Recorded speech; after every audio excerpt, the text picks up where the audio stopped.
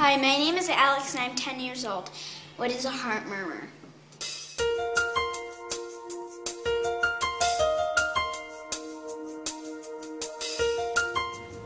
My name is Mark Garnick, and I am a physician at the Beth Israel Deaconess Medical Center and a faculty member at Harvard Medical School, and both of which are located in Boston, Massachusetts. And the question is, what is a heart murmur? Okay, so before we answer that question, let's just talk about what the heart does. The heart pumps blood that comes from the lungs, that's oxygenated, sends it through the body to deliver nutrients and oxygen to the organs, and then has blood that returns from the veins, which have now extracted the oxygen and the nutrients. So the heart has a series of 4 chambers which are pumping blood, both oxygenated and non-oxygenated blood, throughout the body.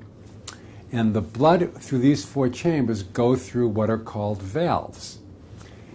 There's a blood vessel, there's a valve called the aortic valve, a valve called the mitral valve, a valve called the pulmonic valve, and a valve called the tricuspid valve.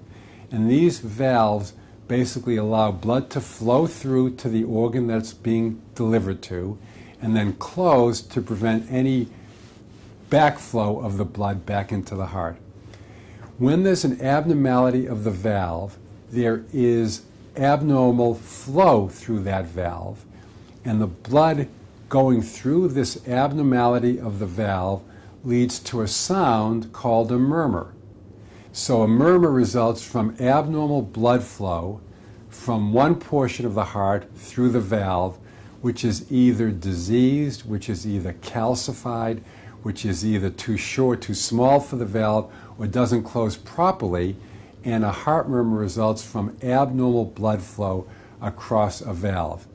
Now, most heart murmurs actually are innocent, and they really don't cause any problems.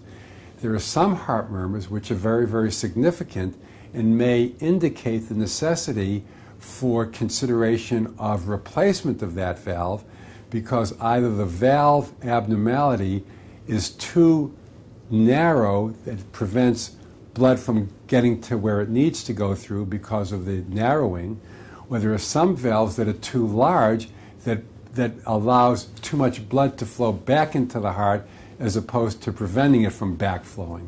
So again, a heart murmur, which is best heard with an instrument called a stethoscope, which is what most doctors wear around their neck, and whose main purpose is to listen to the heart for abnormal sounds, is detected by listening to the heartbeat, and you can hear different sounds called murmurs when there are abnormalities in the valves.